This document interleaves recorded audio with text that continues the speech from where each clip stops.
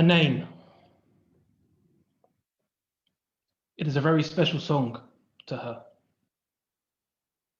The very first time she heard it, she had decided that it would be played at her oh so beautiful wedding. And if they were permitted to, by the traditions that their families followed, her nameless groom and she would have their first dance to that song. From then on, this song went into her specially. Sorry, could you read that, Maya? Thank you. Sorry. From then on, this song went into her specially prohibited list because of a silly little fear that she was inclined towards. That if she listened to a certain song, which she actually liked, too many times, she might start getting tired of it. However, the emotions that welled up inside her that day, as she heard that song again, did not remind her of her dream wedding or of her traditions. They did not even remind her of the image of that first dance in her head. Instead, they reminded her of the words of one person, of one man, who had quoted the lyrics to her. His words were more magical, much sweeter, and much deeper than a dance. She had goosebumps all over. She was smiling as her eyes teared up simultaneously, and her heart felt like it could burst with happiness. At that moment, she realized that her little fantasies were not very significant to make that day perfect. The only thing that really did was her groom's name. Good evening, everybody, and welcome to another evening of Storytelling with Buck. Thank you very much to Mariana for the beautiful video at the beginning, and also to Florentina for that story that we just read. Also, a slight apology on my behalf. I think I've been staring at the screen too much all day, and my eyes went very blurry as I was reading that. Then, so I had to stop and pass it on. So we've got a bigger screen in front of us now. So hopefully that shouldn't happen. That shouldn't happen for the rest of the evening. It really is a pleasure to have you all with us here tonight. Some of you have been here on previous occasions, and so you might have an idea of the setup and what we're doing. For those of you who don't, the idea behind these evenings is basically to share stories. We are going to read some of the stories from the first week of Storytelling with Puck Aloud, and we're going to talk about them. It's as simple as that, really. I don't believe, I don't know if Cyan has, but I've never met Julia or Marejana in person before. So welcome and lovely to meet you both. Hello guys, nice to be here with you. I just went to the dentist earlier, so maybe my speech is a bit, It sounds fine, but I can imagine that the numbness and the pain probably doesn't feel so much so good. By the way, is it Mariana or Marihana? Oh, I can't hear. Don't hear you.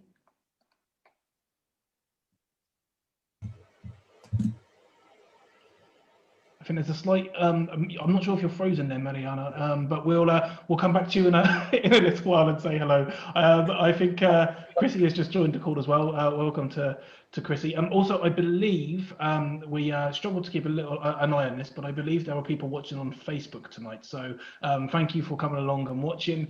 If you leave comments, please don't be offended if we don't respond to them during the meeting. We will have a look at them afterwards and come back to you. But we're going to put our focus on reading and sharing all of our stories. On that note, can we read another quickly? Now, I'm not sure if Ben is going to be turning up later. So if he does, I apologize, Ben, for reading your story before you get here. But it's such a good story that I feel like we need to. So if my eyes bear out for the whole of this one, it's called As Seas Carve Coastlines. My father was 13 when the war broke out. He was walking home from school one day in September 1940 when he saw one of the first Luftwaffe bombs fall from the sky over London. It fell not too far from his house. He thought little of it at the time. The next day, he and his 10-year-old brother were evacuated to Haywards Heath. Their 8-year-old sister was sent to Eastbourne. At the railway station, when he first arrived, people passed him and his brother by. We were a little annoyed. They wanted girls. Some say the first casualty of war is innocence. Others, the truth. But perhaps it's choice. My father wanted to study science A-levels. They were his passion. He ended up studying French, English, and Latin from scratch. He loved football, but there weren't any official teams to join. He and his friends kicked an old footy about in the scrubland after school. He loved art. Art supplies were hard to come by. And yet, he looked back on those times fondly. He recalled with affection his old school class chasing after the English teacher. Can you get this story up, please? Mr. Wilson, along country lanes, they on foot, the teacher on his bike. Mr. Wilson would recite G.K. Chesterton's The Ballad of the White Horse as the kids ran breathlessly behind. And so, during those early formative years of his life, the hedgerows and fields of Haywards Heath were his entire world. And I apologise again, my eyes are going blurry again, so I'm going to have to get Cyan to continue. I'm not sure what's going wrong today. We are just on world there, and if you, I'll get the rest up in the comments for you. Sorry, where are you? I can't see. Sorry. Apologies for this, we're on world just there. And far from home, with limited options and few luxuries, he earned some of life's essential truths. He learned of life's unpredictability, the importance of playing the hand you're dealt, the need to make do, the need to get on with things. His actions were informed by certain unspoken values. An absence of entitlement, a keen realization that life could be worse, and that others have it far worse than you. Never take anything too seriously, least of all yourself. Nothing is ever as bad or as good as you think it is. The father I knew was never one to make a fuss. Indefatigably unflappable, he never lost his cool, an important quality. I imagine when, in 1973, the year I was born, he became headmaster of Britain's largest school at the time, one of the first purpose-built comprehensives, St. Kevin's in Kirkby, Merseyside. It had over 2,000 boys. It was a tough job in a tough area, but he fell in love with the place. Old boys remember him more for his tea and sympathy than his reliance on the cane. One of his first changes as head was to get rid of streaming, which he felt lowered expectations and encouraged complacency. He hated the way those in lower sets were expected to do less well than the rest. He felt that teachers should be ambitious for every child. The war steered his life course. In his 58 years of teaching, he taught those subjects chosen for him by wartime: French, English, and Latin, along with history and Greek for good measure. And I, in turn, went on to share his love of languages and went into teaching. And so his wartime went on to shape me, and so back to the present. The current pandemic will shape as surely as seas carve coastlines young people today. We're right to worry about them, and much needs to be done. But I don't doubt they're learning many of the lessons my father learned through the privations of war.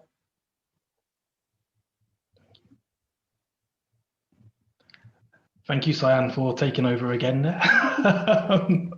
And I think I might need to go to the opticians tomorrow at this rate. I feel like staring at the screen all day has tired my eyes. But how about we get a few opinions on what people thought about that story and what it meant to them? This is open to everybody. I love the idea of seas carving coastlines. I think that's a beautiful phrase. I don't think I've ever heard that phrase before. It's really lovely. I'm not sure I have either until Ben put it in his piece. I don't think I'd heard that before. Mm. But it kind of springs to mind Metaphor. this idea of, never-ending pressures and influences, which over time, cause change in whoever's subjected to those influences. I think it's a really lovely metaphor. I always get my metaphors and my analogies and my similes mixed up. Maybe Alistair can educate me. Our learned friend, can you? There must be something in those books behind you, Alistair, that will answer that question. Oh, you really would think so, wouldn't you? You would hope so. I think the joy of a short story is when you're reading a book, there are phrases that occasionally stand out. In a short story, of course, because you're distilling everything, there are so many phrases in this. And of course, what Andrew's just said about coastlines, time and tide, wait for no man, spring to mind. But here we are, you are all so young in comparison to me. And my father talks about the war, but unpredictability, unspoken values, no sense of entitlement, being ambitious, and how do we shape ourselves came out of that hugely in a time when no one knows what's going to happen next. And yet the resilient strength of youth and hope and ambition has to shine through. And so I thought that came out of that beautifully. And as I construct a speech for an event in 2 months' time, I'd love to quote this guy and put his name out there and just say, look, here is what people are thinking. So it's powerful in a very gentle way. And funnily enough, I don't know if he's listening, but when he says Mr. Wilson, I instantly think of Anthony Buckeridge in the Jennings books and cold, long running through the wood, on Wednesday afternoons in the mud, but that's just an aside. Some lovely phrases there, and it resonates with us every day. Yeah. When I hear Mr. Wilson, I think of Dad's Army, Alistair. Yes. Sergeant Wilson. Of course. I think this shows a culture difference potentially. And when I hear Mr. Wilson, I think of Wilson and Castaway. Yes, the volleyball. Exactly. A generational thing. But I'm an old man at heart. He said cultural, but he meant generational. He did. This is your own projection, your own projections.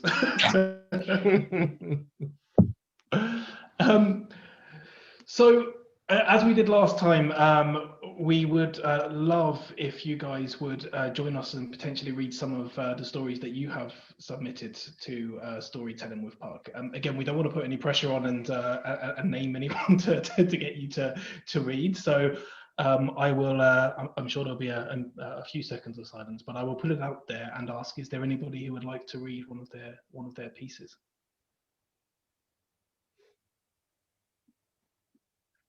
I think I would like to read mine, the one that I submitted today. But first off, I wanted to say about the one that you just read.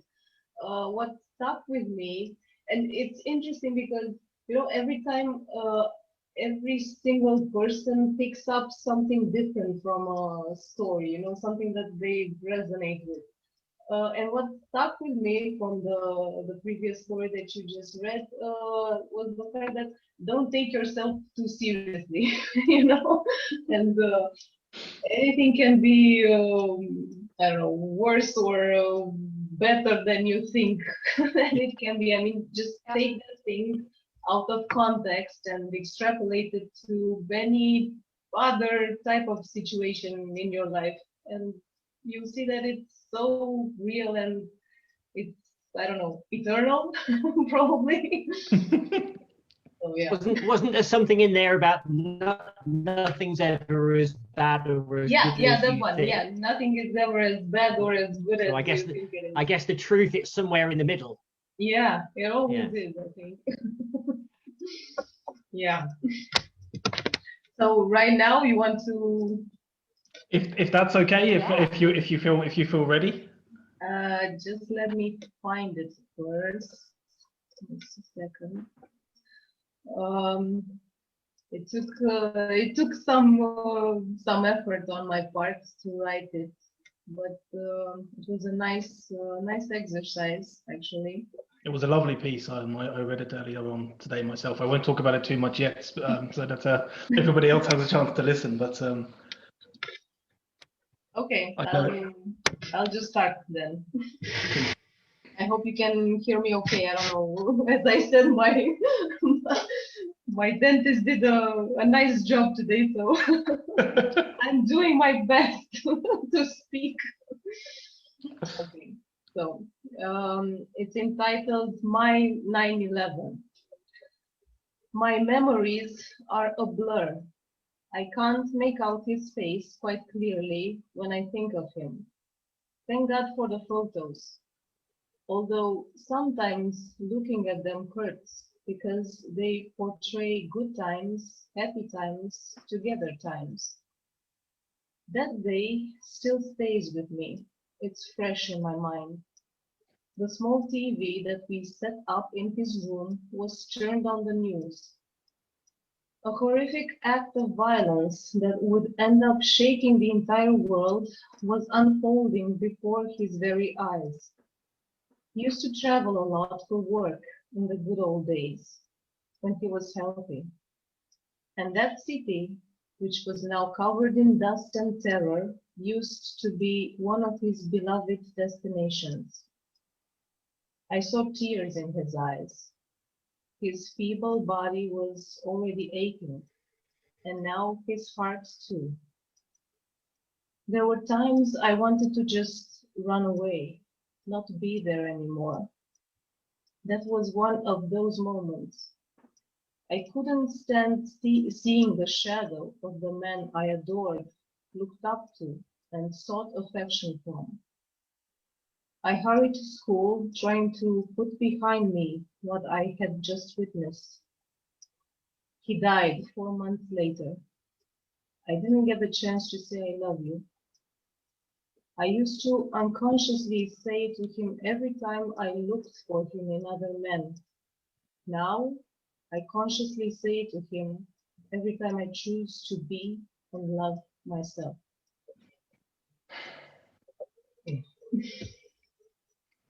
That's beautiful. I think the first thing I would like to say is thank you. Thank you for being brave enough to write that, to share that, and then to read that aloud. That can't have been easy for you.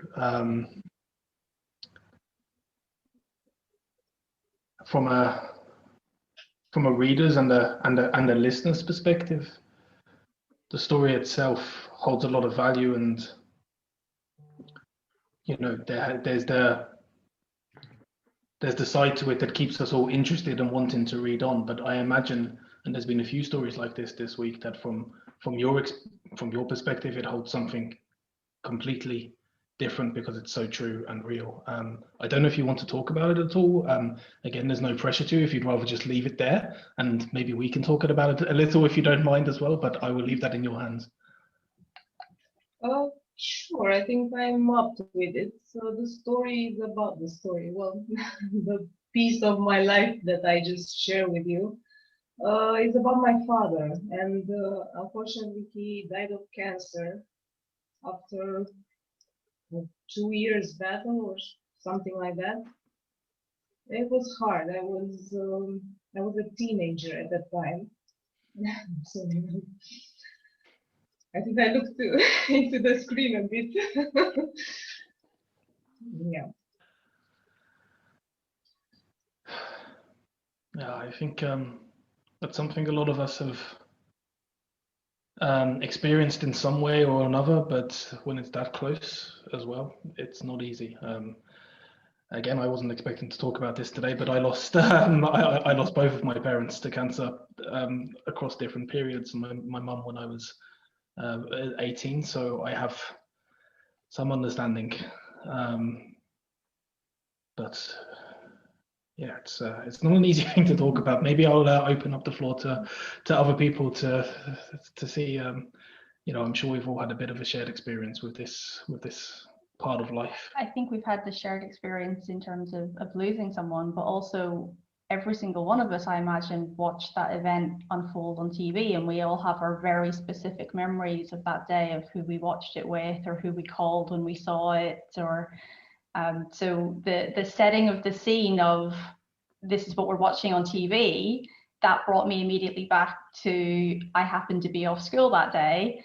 I was about 12 years old, and I was off school sick, I think, and I just turned on the TV and I saw I think the second plane hit, and I thought it was a movie, and was like, oh, what's this?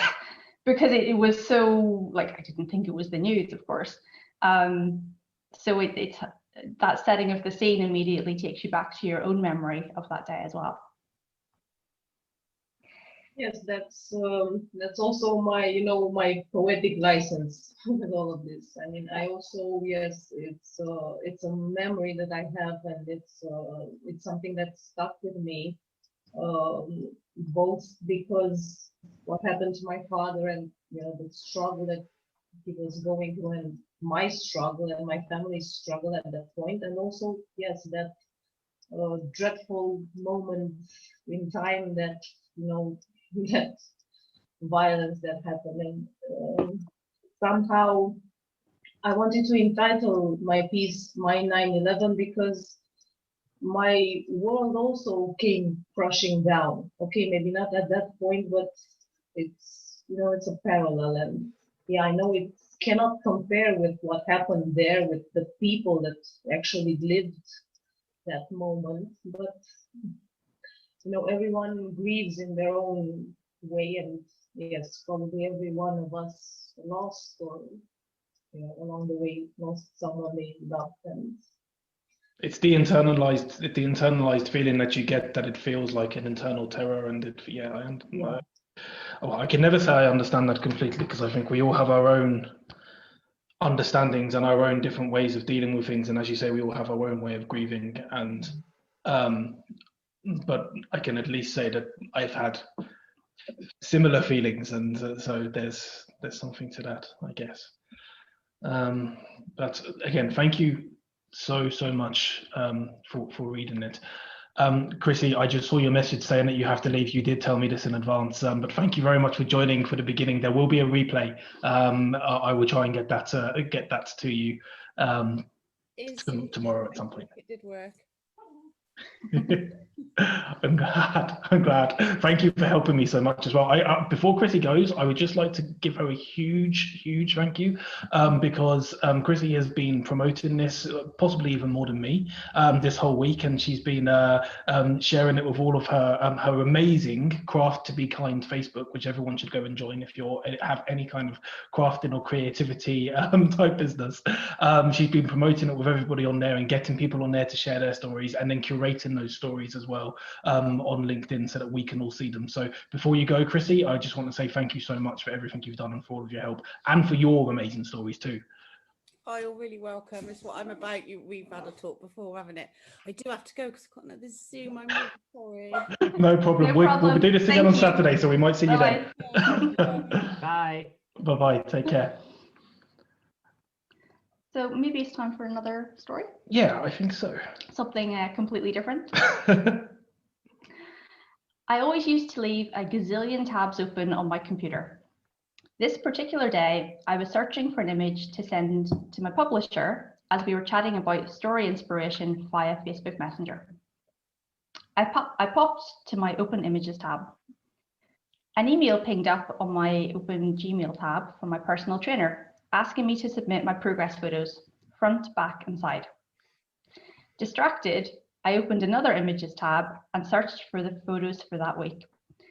I double-clicked to check it was the right photo, and yes, I sent a picture of me in my brown pants to my publisher, as I'd left the Facebook Messenger tab open. I've never Googled how to delete a photo in Messenger so fast in my life. Within minutes, it was gone, but the image of my floppy bits were already imprinted on their retinas. Was my publishing contract about to be pulled? Could I ever write another book again? Would my face ever stop burning? I owned up to my mistake on my personal Facebook page, where everyone laughed. Eventually, I saw the funny side too. All was well in the end, and I still have my contract. but I only ever have one tab open at once now.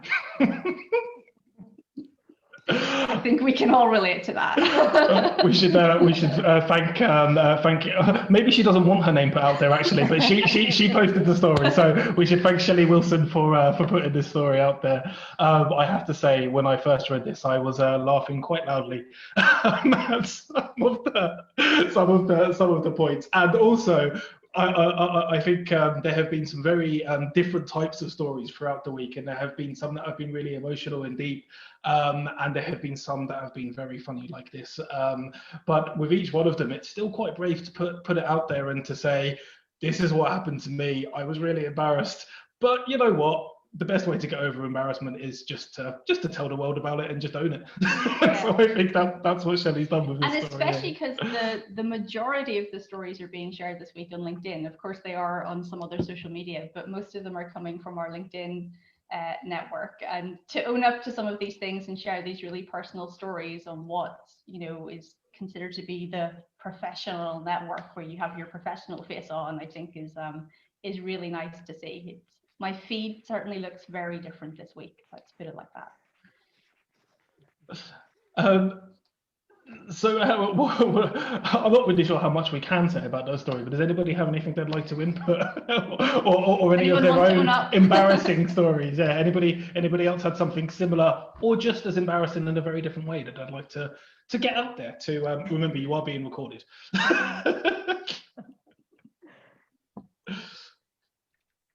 I think there is this concern, because I primarily work in the business world, about revealing vulnerability, of being seen to be less than perfect and less than stellar.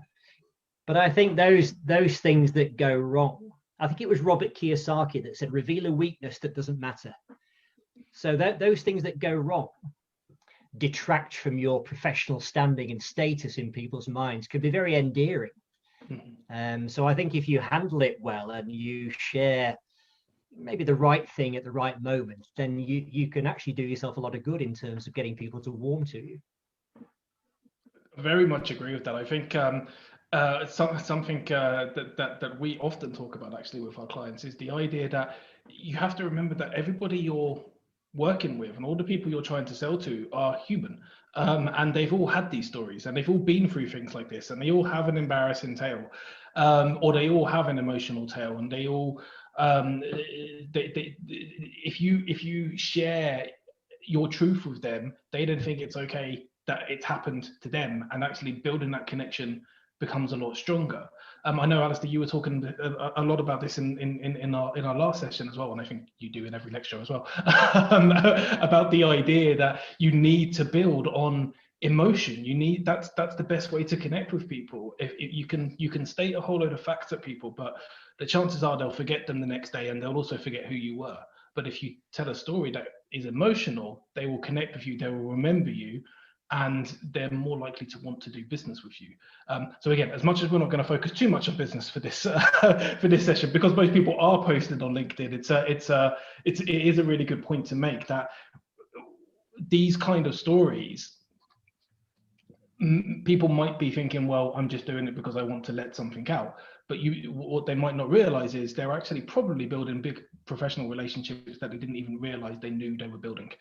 So it's a really, really powerful part of what we're trying to do with stories. I think when you come on stage, if you're ever given a platform to speak, I remember reading about this a few years ago, a concept called status management, where you are necessarily higher than the audience because they've asked you to come and speak to them. So that means that you must know something that potentially they don't. But then you bring your status down a few notches, maybe to their level in a way, by saying that you did something stupid.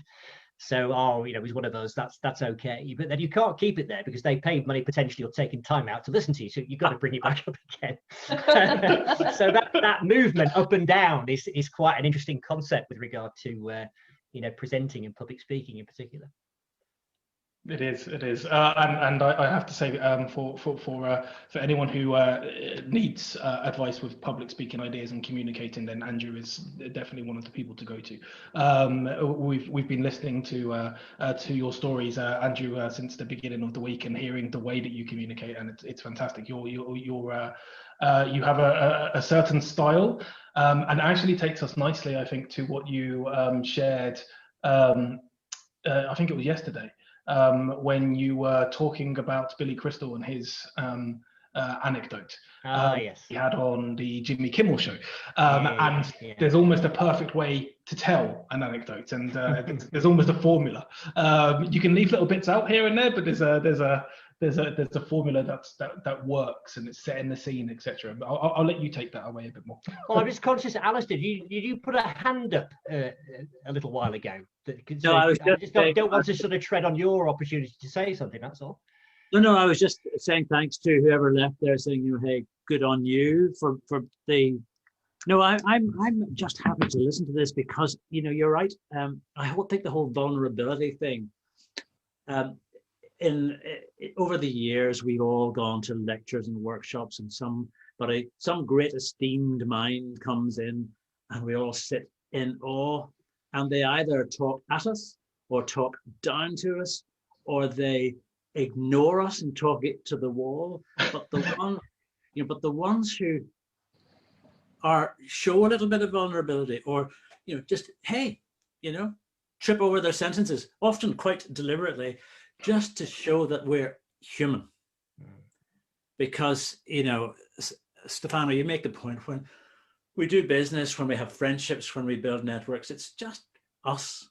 And I have to say, to join this organization called Puck for 2 nights, for me is a joy, because I just see the emotion and the, let's call it, the love and the warmth in all of you, which really I miss on a daily basis down at my local cafe with the guy who owns it, never mind all the people that come in and yell about what's in the newspaper. So no, this whole emotional thing and how we make the audience feel as we is so true. Really is. So I've had lots of feelings tonight already, emotions flowing. Thank you. Yeah. I have to say, the credit, yes, we've organised this, but the credit for that goes. Well, can I just link with? Oh, sorry. Yes, I think there's a delay in your line, Andrew. So I apologise for speaking over you there. That's okay. So just to go back to what Yuli was saying, because my mother actually passed away last October. And I was working overseas, and my brother rang me and told me about it. The reason I mention it is because I think I got my interest in storytelling from her, and my whatever ability I have to verbally tell a story from her. Because if you went to the nursing home where she was spending her final years, all the nursing home staff would know more about my childhood than I did, because she would tell them all these amazing stories. So I think I kind of got it from there, but I also rate raconteurs, the people, I mean, in the old days, because I'm ancient now, I used to watch Parkinson on a Saturday evening after Match of the Day on BBC One. And the great storytellers like Peter Ustinov and other the sort of the Hollywood stars, I used to love listening to them because they did the voices, they became the people they were talking about. And Billy Crystal is one of the other masters of this craft.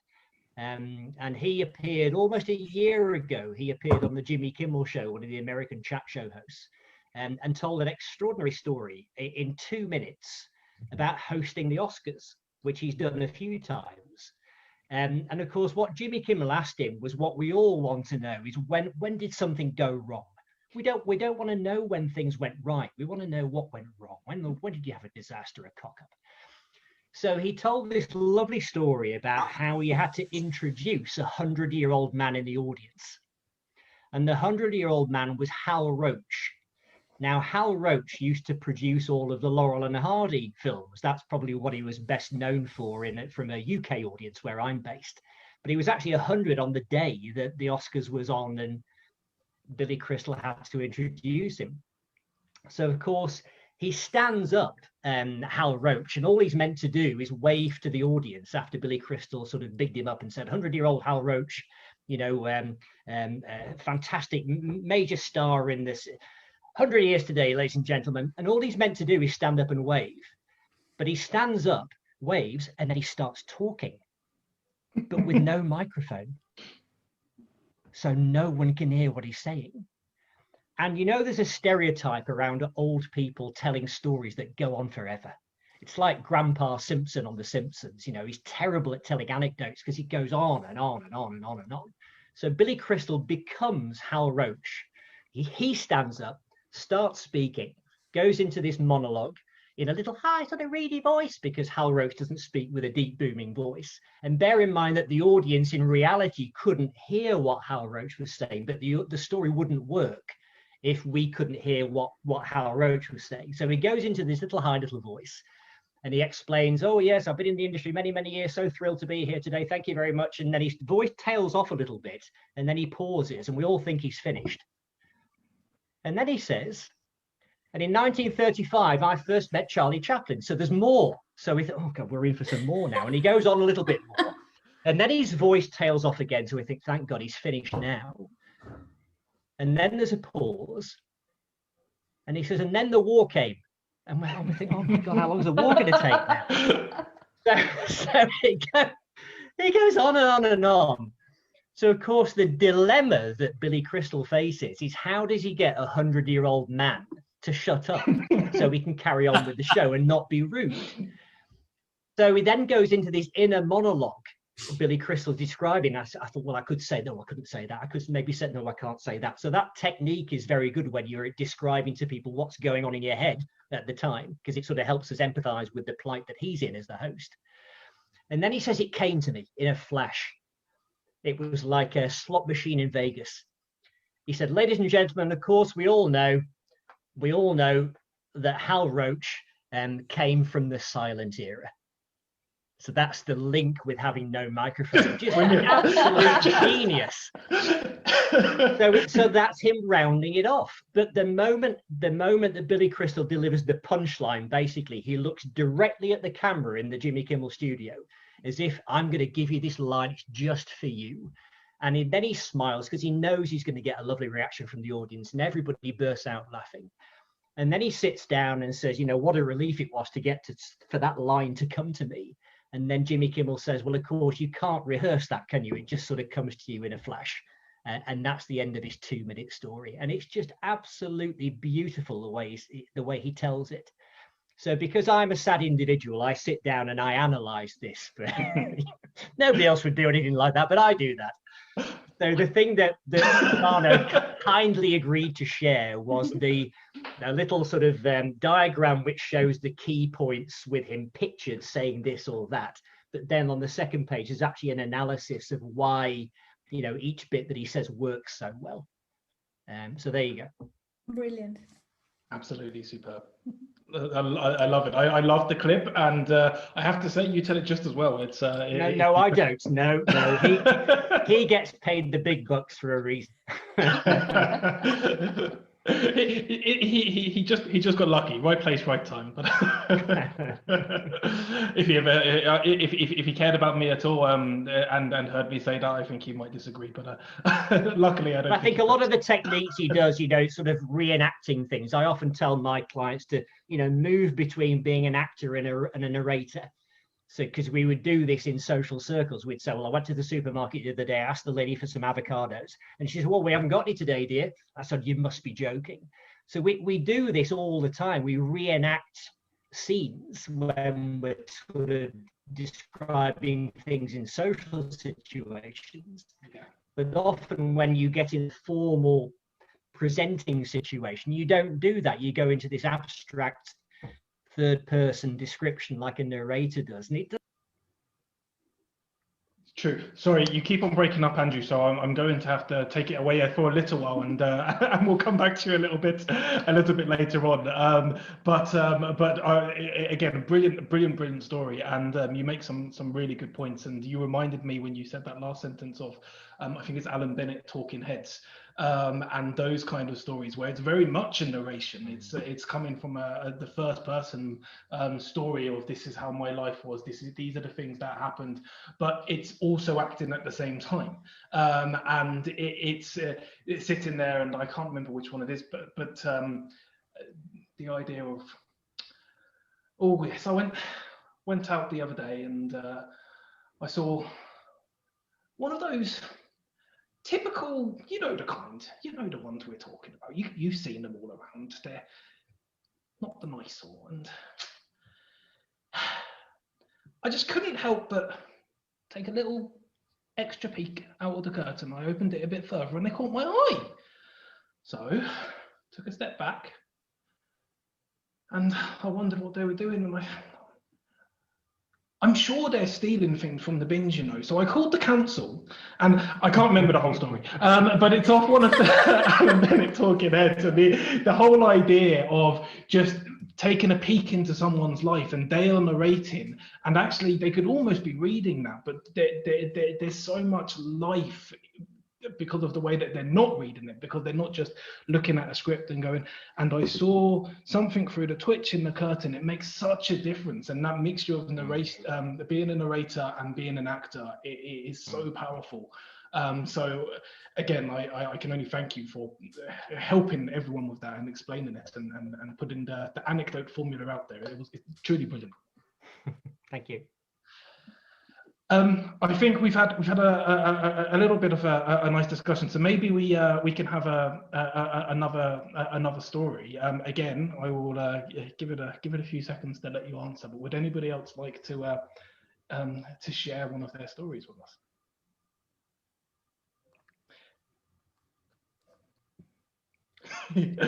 Welcome, Carol. Can I? Yeah, of course. I didn't post it yet, though. That's okay. That's we okay. get But Yeah. it has been ready since last week.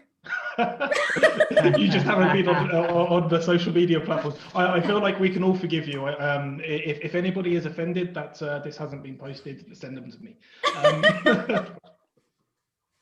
Okay. Go for it. So wait. So hi everyone. Let me just see where my thing is here.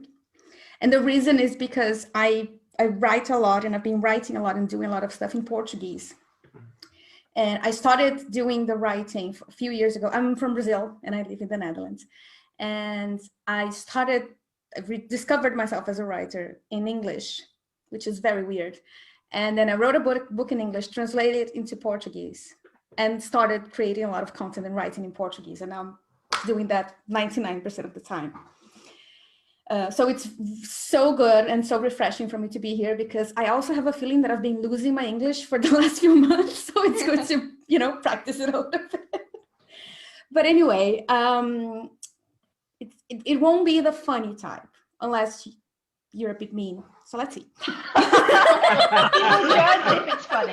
Yeah, if you see us laughing, it's not because we find it funny, it's because we're really sad inside. But it's because you're evil people. Anyway,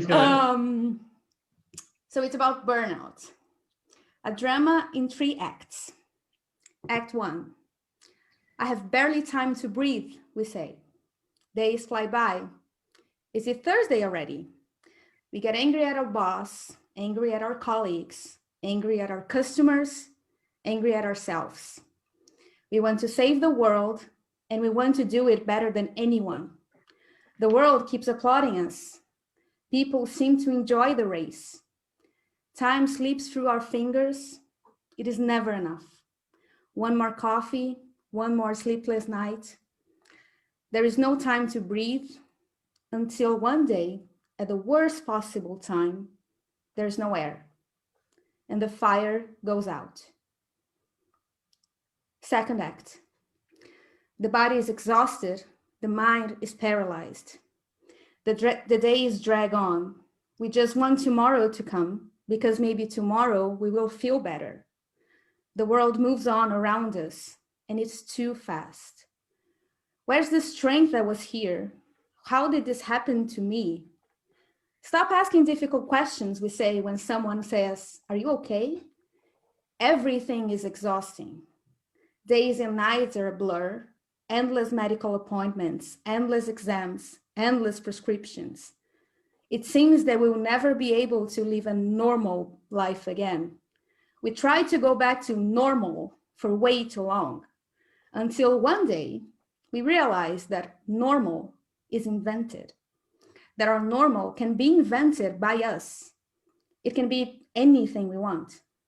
And the flame slowly reignites. Third act. The sun shines through our bedroom window again. We spent months, perhaps years in the dark. At the same time, it feels like it's been so fast. The days have a spark of joy again. We are again able to make a promise and to keep that promise. We understand our limits. We come to grips with our traumas. We allow ourselves to pursue our desires. We learn to walk again, to relate with others, to work. We are still jolted by relapses, but we learn to live with them. Our essence is now visible, crystal clear. Life keeps shaking us from our center, throwing us back and forth, but we now know the way back. Things keep getting out of control, but now we laugh about it all. Now our fire can heat without hurting, and we learn day after day that we can shine without burning out. Lovely. Bravo. Thank you. So, Carol and us are friends, so we know a little bit of your story, Carol. But we've never heard you express it quite in that way before.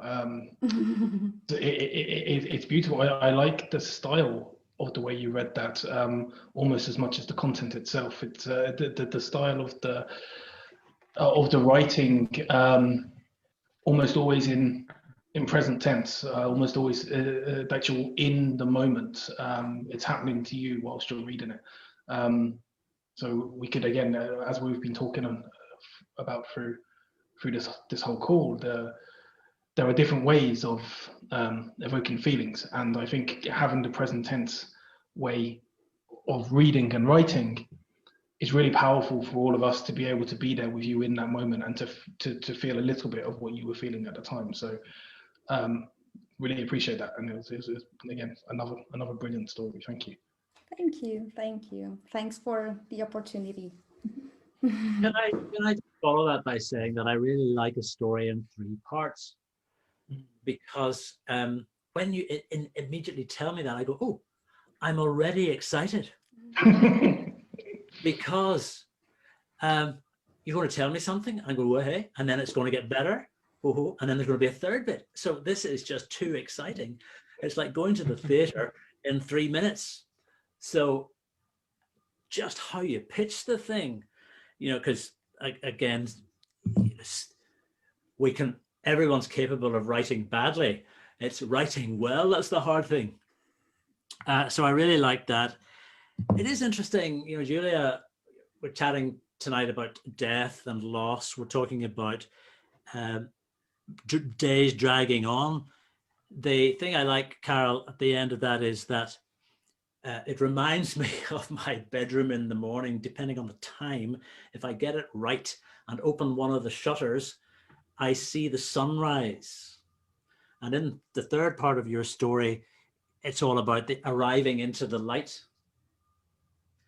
And I love watching the sun coming up and changing the colors. And here we are, you're talking about death and loss, but we must, strange, I thought the puck was going to be much more amusing this evening. We didn't write the story. We just curate. Where is Ronnie Corbett when you need him in his armchair? My stories are much more lighthearted than everyone else is putting out there, I have to say. They couldn't afford Billy Crystal's fees, Alistair. Well, anyway, can I just say thank you? That was lovely, because we need to bring light to ourselves and all of that stuff. And you do very nicely. So I just enjoyed that whole thing. You take us through, but give us hope at the end. Always a good thing. Thanks. Thank you. That was I was really particularly interested when you talked about what is normal, because there's a lot of talk now, isn't there, with when are we going to get back to normal, and what is normal. I thought that was an intriguing concept that you raised there. Mm-hmm. Thanks. I'm not sure I ever want to be normal. It's far much more fun being abnormal and You'll never be normal. A little edgy. Don't be normal. No. Here in the Netherlands, there's this like cultural motto of being normal. There's a saying that is "doe maar normaal," that is behave like a normal person, and I absolutely hate that. If I listen to someone saying that, I'm just going to turn around and, walk away from that person, walk away from the conversation. Define it exactly. Behave like a normal person. Okay, once you can show me one, then Yes. then I might. But until that point, I'll be me. Thanks. And also, time slipping through our fingers, I think, was a lovely phrase. And again, I'm curious to know whether you all think, this is a bit of market research here, Stefan, whether you all think that time is going quicker or slower, or dare I say, normal during the lockdown, the pandemic. I think it depends on the day and the week. Some weeks like completely fly by, and some feel like they really drag on. For me, totally different.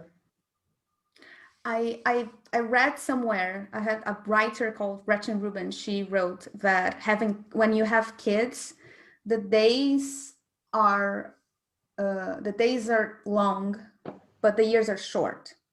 And I think it's kind of the same concept, that it seems like the day drags on, but then we were already in February. That doesn't make any sense for me, that this has been going on for a year. I think it all depends on your state of mind. I mean, if you're in a good place, then okay, the time flies by. Sometimes I used to wonder, okay, it's January, it's a year later, okay. But if you're a bit depressed, if you're a bit under the weather, then the time will move slowly, painfully, and I don't know, just to kind of taunt you, to make you feel more, be more in that moment with your feelings. This is what happened to me, and probably some of you also felt this. I think there's something to the idea as well of how we think about what time was in the present to how we thought about time whilst we were in that moment. So what you were just saying then about when you're going through something and you're feeling that depression and you're feeling like time is dragging on. And so in that moment, you're feeling like, God, time is slow, I'm struggling, everything is hard. But then sometimes if you do manage to come out of that and you get to a better state of mind, you then look back on that time and think, where did it go?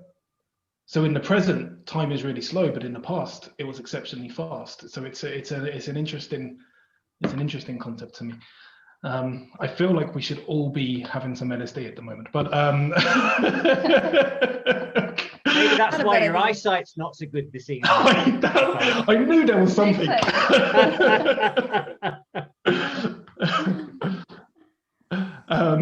Sorry, I just saw a message from Denise saying that she has to leave. I think you guys can all see it on the chat as well. So I just want to say I think she's gone, but she'll see the replay. Yeah. Thank you for coming and take care. I just want to have a little note as well, and I'm not sure if we're going to be able to hear you any better now, Mariana or Marihana. I'm still not sure how to pronounce it. Because I just wanted to thank you again for the video that we all saw at the beginning of the Zoom call, because that was Mariana's first entry to Storytelling with Huck, and I personally was blown away by it, which is why we decided to make it our launch pad for tonight. So I wanted to thank you, and maybe see if you wanted to kind of express what it was a little bit more. And we still can't hear you. I'm not sure how to fix that, unfortunately. Oh, what a shame, because you're not on mute. It's just... Maybe somewhere else in your settings, the microphone isn't connected. Yes. I think she's going out and... Okay, yeah, try that. I will admit you again straight away, and then we can come back to this conversation. That means. When in doubt, hand language. Either that, or somebody is running at her from the left, and we need to call the police. I'm not sure which one it is. On that note, shall we instead have another story in that case? Garima, we haven't said hello to you yet, so hello. Hi, Garima. Can Garima unmute? I think I need to change the settings somewhere. Is it working? Yes. Perfect. Hello, and also I read something of yours the other day, all about an object that we all use regularly with our hands. Yeah, the pen. I know from our last conversation that you're very happy to read aloud. So I would absolutely love it if you have it anywhere near you. If you would maybe read that bit of poetry to us, because I thought it was wonderful. Actually, the only place where I wrote it was on the LinkedIn. And so it's not. So you can't find it now. So I don't know if you can read it out. I can. I think because if I am to read it out, then I have to, pause this the Zoom meeting and then log on to the LinkedIn, so it will take some time. We can do it. We have it. Yes. I am going to give it a go, and if I fail at this one, I'm going to give up for the rest of the night. I'm hoping that my eyes cope. So I will give it a try. It is called iPen. Made from plastic and ink, I am skillfully made. I can write as long as possible, with no expiry date. I come in many colors, resembling a rainbow, like a character of many shades on a stage show. I put words on paper while being held carefully. That's why I am loved, even though unconsciously. I really hope I gave that. I read that in some way that you might have liked, Garima. I'm sure you would have read it much better, but thank you for writing it and allowing me to read it. Yeah. Yeah, I think this LinkedIn has become my Facebook. I know I've given you guys a lot of things, and I just find it very interactive, writing so many things. And I have never been so much active on LinkedIn as I am being right now. So it has become my new Facebook. Well, that's the intention. Yes. To get everyone writing and being creative and sharing stories. And Yeah. When you see people doing different things, then you yourself, you get motivated, and it so happened that I think it was day before yesterday in the night that I was trying to sleep and I couldn't sleep. And then I was like thinking that, okay, what should I write for the Puck Creations? You're the second person who has told us that they've had sleepless nights worrying about what to write. And I feel very bad. This was not the intention that people No, it's you don't need to feel bad. You are helping us, being creative. Otherwise, life is so boring, especially now. Nobody knows what to do. So I just, sometimes, something just comes into your mind. Mm-hmm. And it just so happened that without even writing down on a paper, it just, the poem started forming in my mind. And then I was like, I got up in the middle of the night. I was like, I have to write this down. I mean, on the LinkedIn, I just thought of opening up my laptop and logging on the LinkedIn, and I just typed it. Because I was like, if I do not do it, I will forget about it. And if I forget, then I will regret that, oh, why didn't I share this with you guys, So well, thank you for doing it. And I think as well, it's so relatable to pretty much everybody here. I imagine that we are all people who have recently especially put pen to paper, or at least fingers to keyboard anyway. And so even the metaphorical pen is something so close, I think, to all of our hearts, because it's the way you get that creativity out, isn't it? It's the way that you allow the 1,000 lines. It's a way you can write as long as possible. even the idea of the second verse, where you talk about the pen coming in many colors.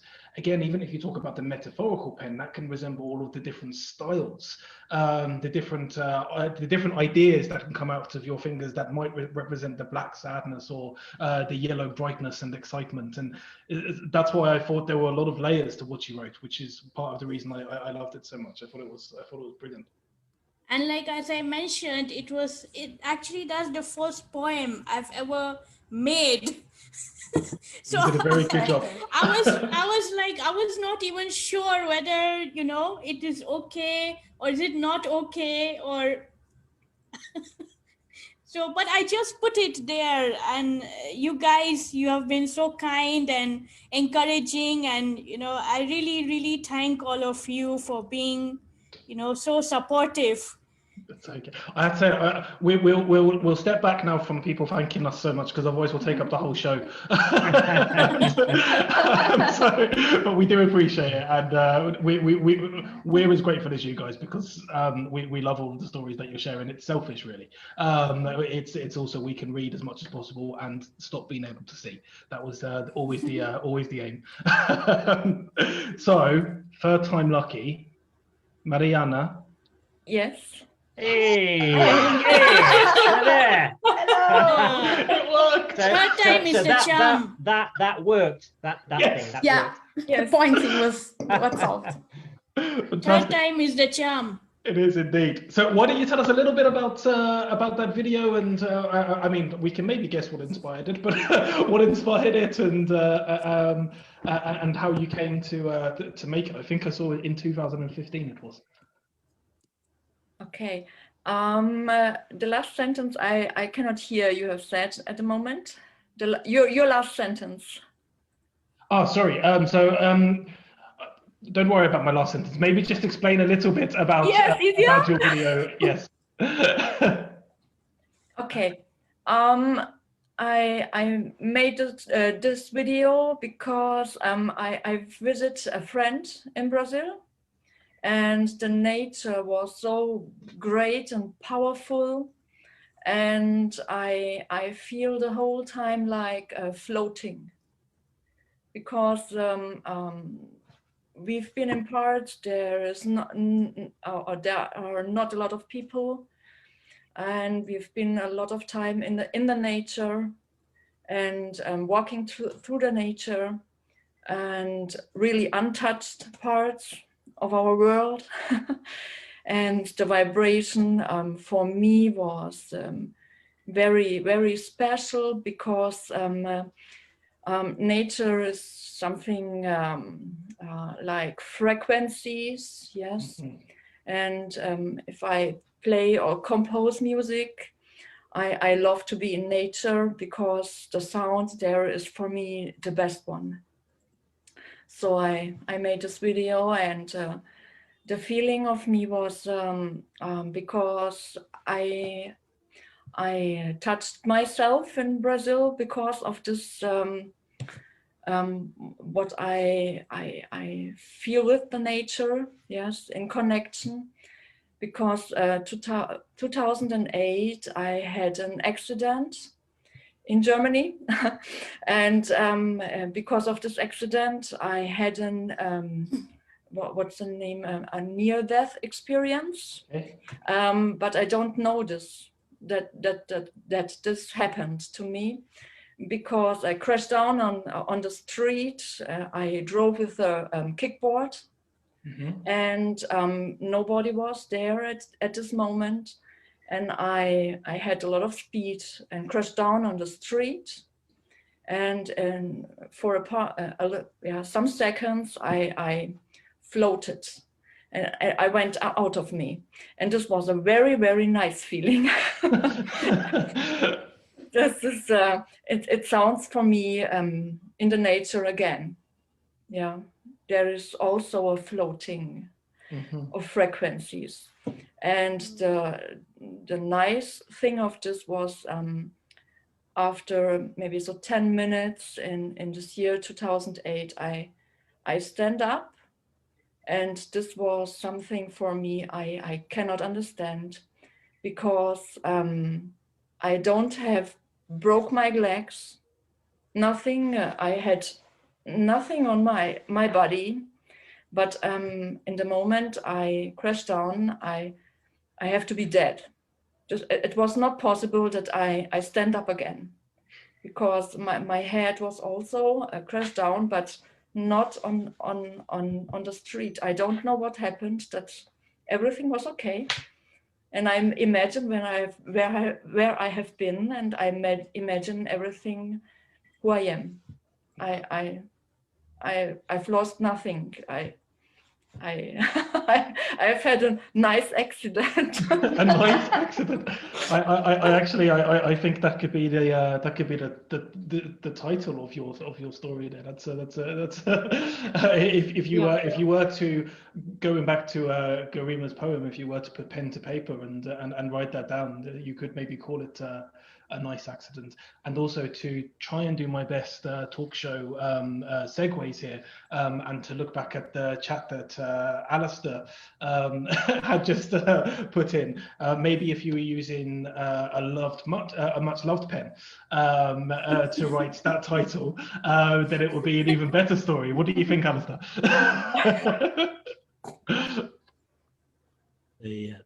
I have a massive collection of pens, and one student years ago, I'll not tell you her name, but she did a PhD after engineering.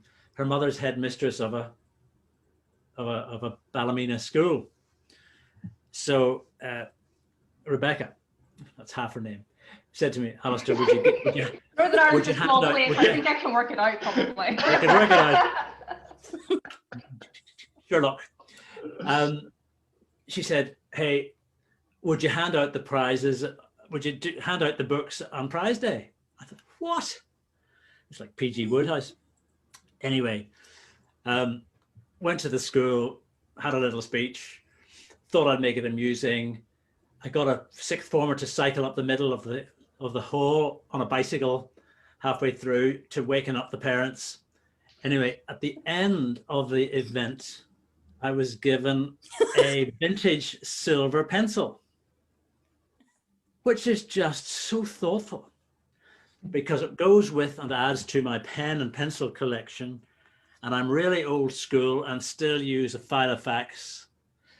Some of you won't have seen one. Saw it in the museum. That's the one. Yes. Welcome to my museum. But you talk about loved and much loved. It has so much more value because someone thought about it. They didn't just say, oh, let's get him a bottle of whiskey or it was, what would he really like?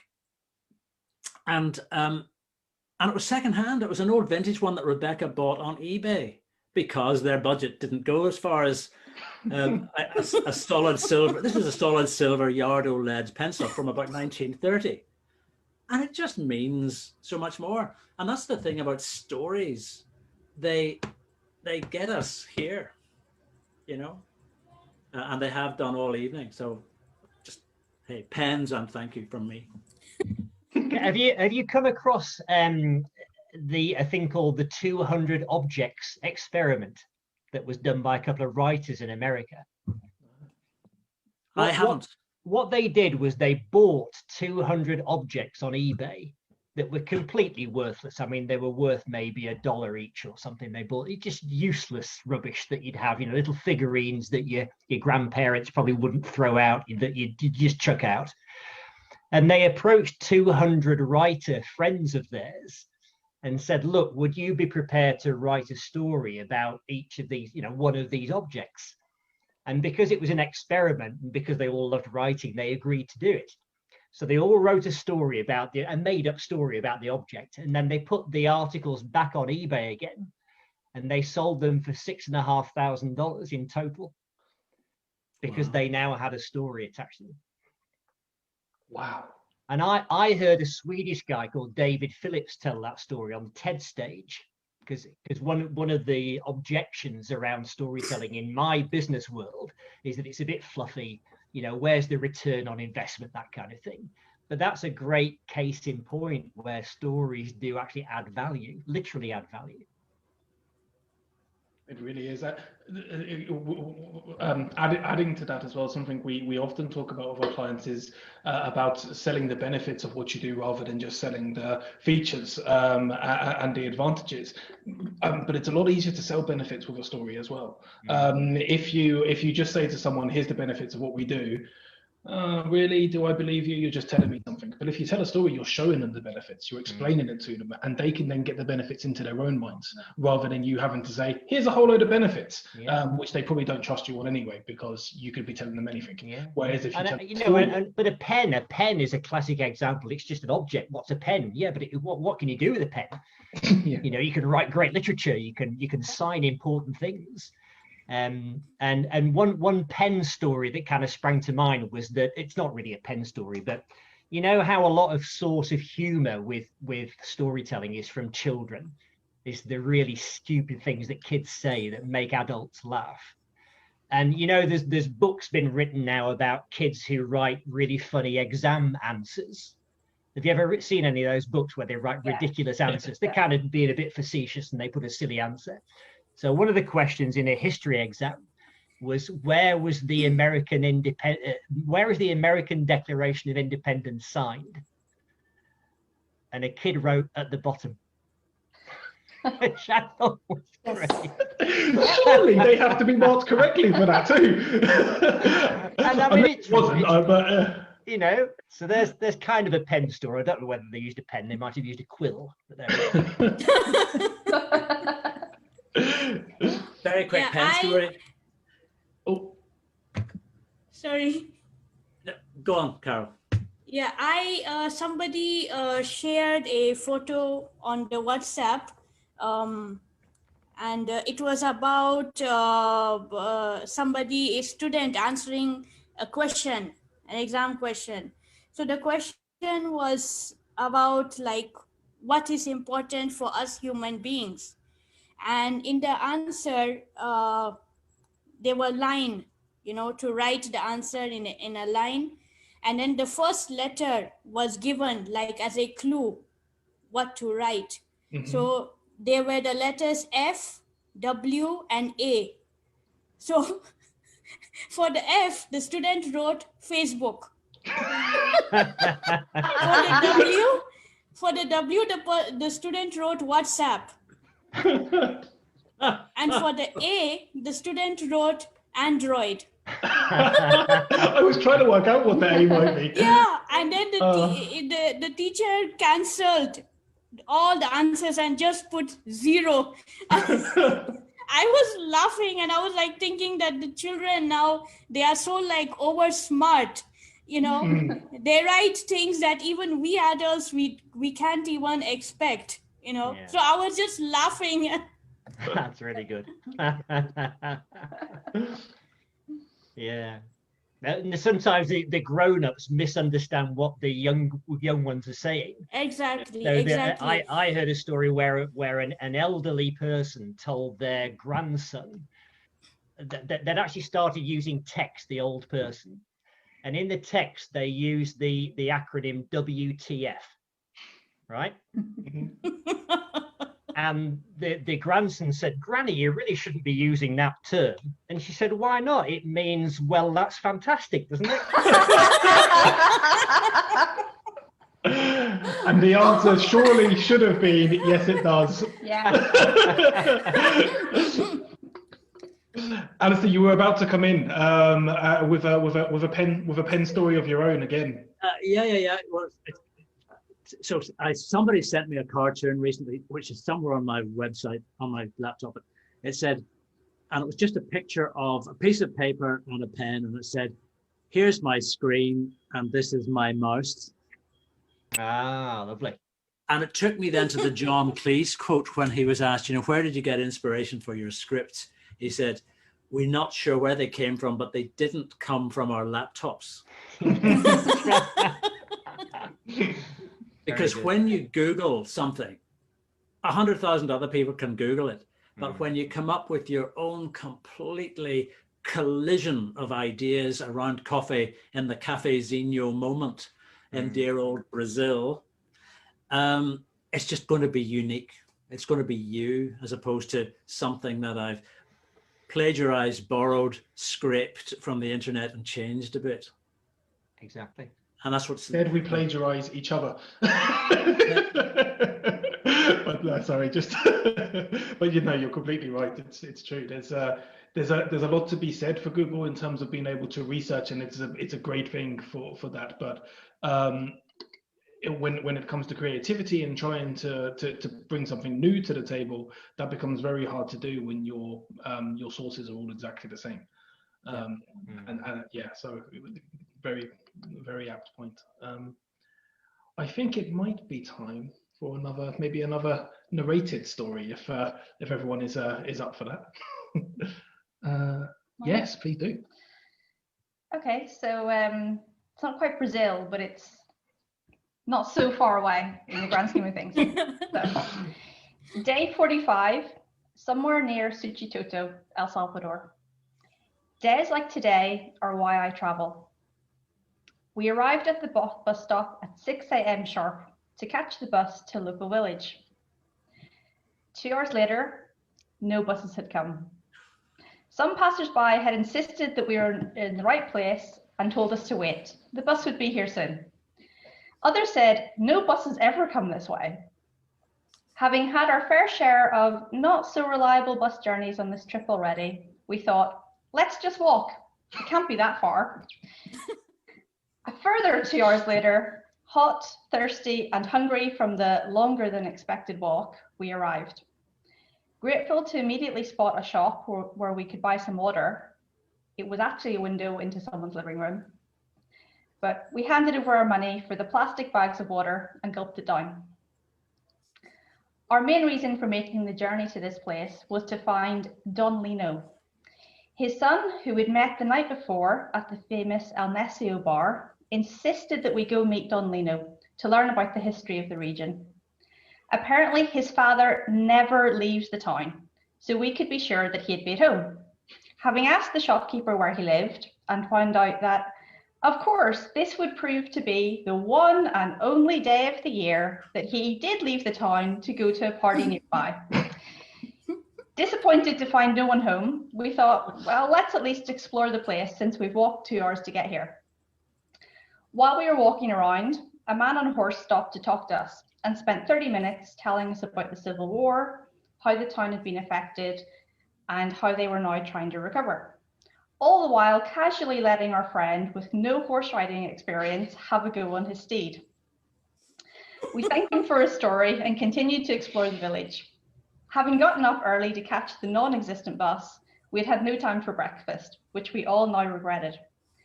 Thinking there must be somewhere we can buy some food, we continued to explore the place.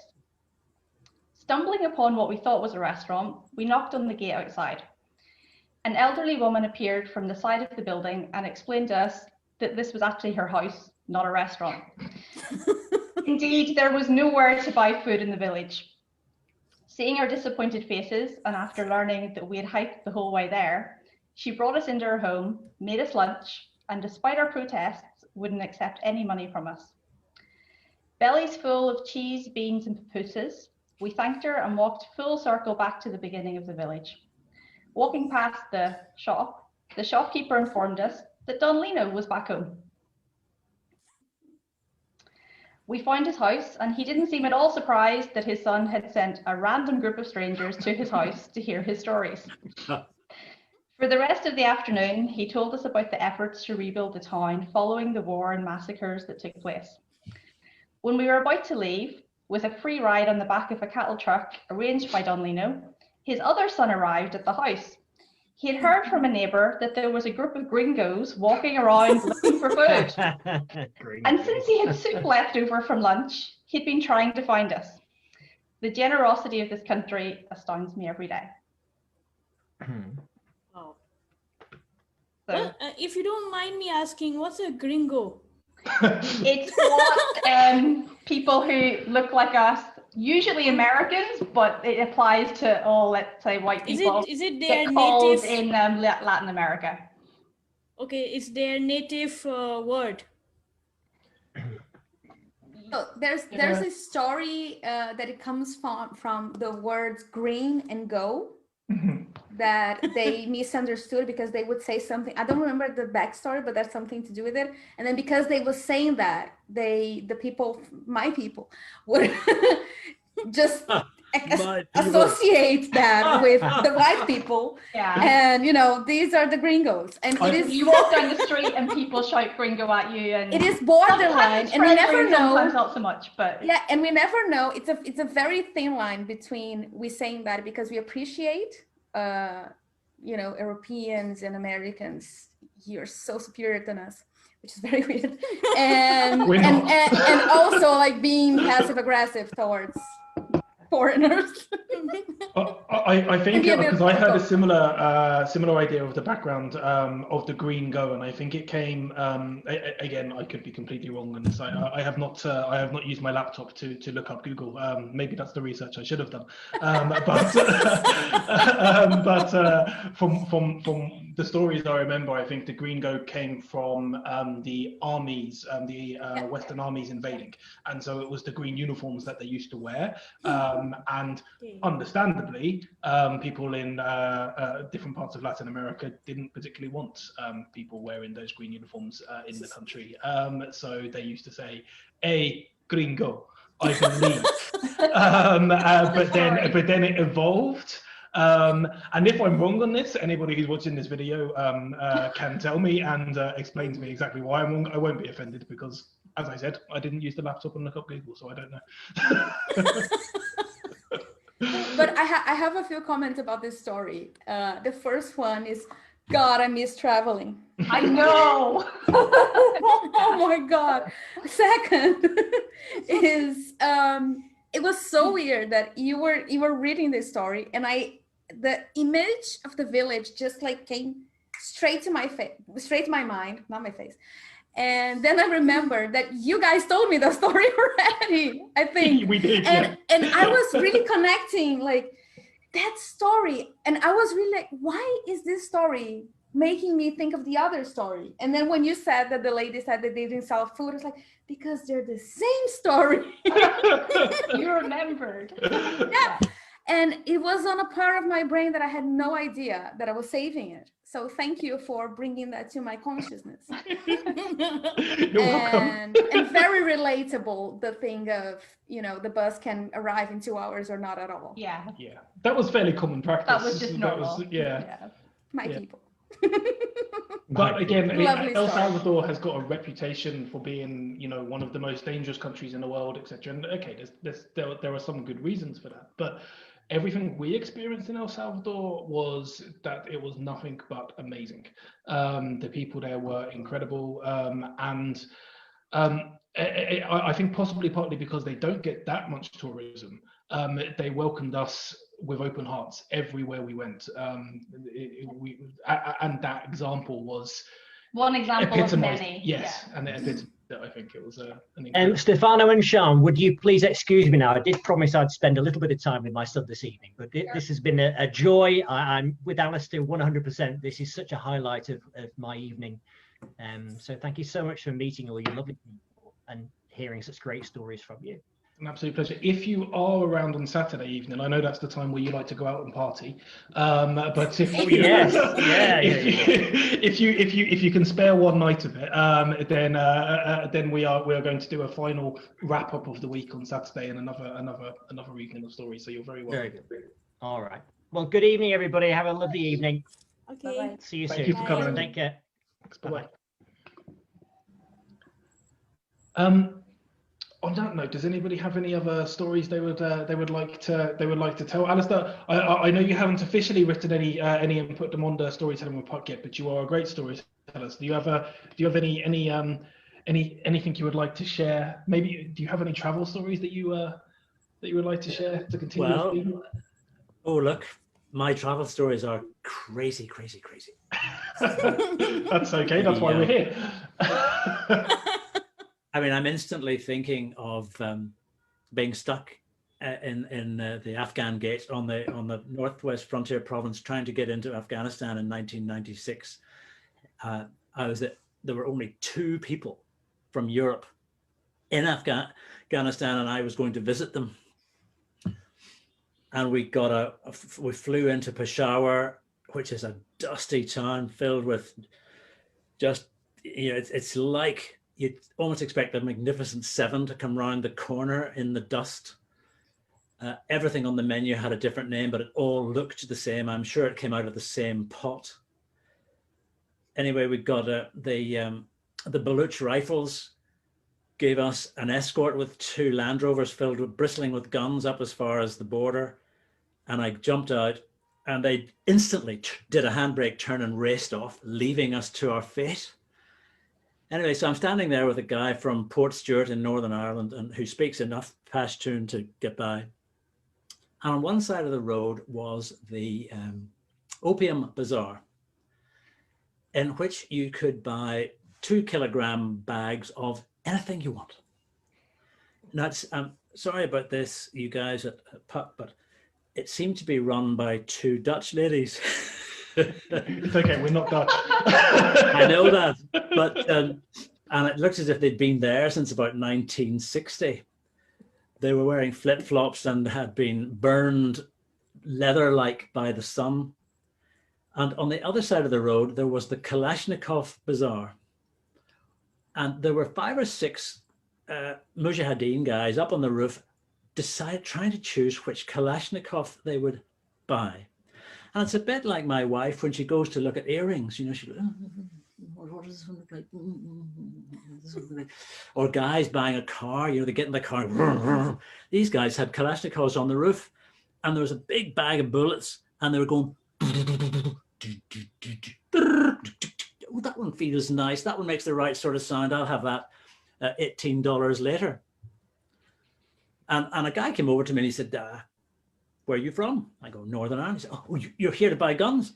I said, no, I'm going to visit my friend. I'm going to visit my friend in the hospital in Kabul. He's an eye surgeon, and he's been here for 2 years helping people with glaucoma and taking out lenses and stuff. And I've got a suitcase full of food from Marks and Spencer because he likes he would like a big Ulster fry tomorrow. But he said, oh, we've got anything you want? I said, no. He said, and if we don't have it, we'll make you one by tomorrow. So I just thought that was a pretty strange thing. But so you took me to Afghanistan. Sorry, that was a segue to my story. Okay. Part 1. Yeah. You should have introduced it as how many acts? Part 1. Part 1. That. I won't talk about the minefields, and we'll not talk about 1,360 kids who were killed when I was in Kabul. And this was before the war. But I was sitting on an aircraft, opened a magazine, and I'm telling you this story, everyone on Facebook. I want you to respond to it. There was an advertisement for a pair of shoes from Russell and Bromley, a shoe company in London. And the shoes were desert boots wrapped in a sky blue scarf. And this was it, an aviation magazine. I'm rising to 30,000 feet. I'm looking out. The sky is the same color as the advertisement. And I'm thinking blue sky thinking, where does blue come from and where does it take us? And so over the years, I've asked people to send me a photograph of something blue. And I've got a collection of about 200 blue things. And so I was chatting to a girl in an audience, and I said, what do you do? She said, oh, I run a nuclear reactor. And I'll send you a photograph of something blue. And 4 minutes later, ping, onto my phone came a lovely photograph of the inside of her nuclear reactor, because she said, when I'm bored at lunchtime, sometimes I like to go up onto the top of the reactor, take off the lid and gaze at the iridescence of the blue Cherenkov reaction that's going on inside. And so the inside glows blue. And I'm going, what? Get back. She said, no, as long as there's 20 feet of heavy water, nothing comes out through the lid. The point of the story is I learned something new about blue. I didn't know anything about the inside of reactors. And people have sent me photographs of a blue Volkswagen Beetle, of a blue baby with blue lips, of a blue dragon, which is a very dangerous little fish in the sea about that size, that if you stand on it, you've got 3 minutes to write your last letter. But blue sky thinking, and this aircraft was taking me somewhere. Blue sky thinking takes us everywhere, and blue ocean strategy are of interest to me. So if anybody would like to send me a photograph of something really unusual and blue, you can get my email address from the guys, or I will just say, well, can I say? It's up to you. If you're happy for it to go out there, then of course. And you can all roll around with laughter, because I'm the only person in the world who still has an ajfee@aol.com account. A for Alistair, J for John, F for Fox, ajfee@aol.com. If you have a blue moment, I'm feeling blue, you know, ideas come at us out of the blue. And like the Portuguese, we sail off into the blue with Henry the Navigator and Vasco da Gama. And if we're not leaving, you know, so blue is a big thing. It makes us creative. Thank you very much. That's my story. I think the light from my camera is blue, you know. Yeah, My nails are blue. I remember Alistair giving a lot of students blue scarves as a reward for an assignment as well, to keep them thinking in a creative way. I tell you what, I still have 3, and if somebody comes up with something really unusual, I'll send them one. That's a challenge. I like that we're introducing prizes. I think blue is a very common color. You know, even online you can see a lot of websites, a lot of things are made in blue color.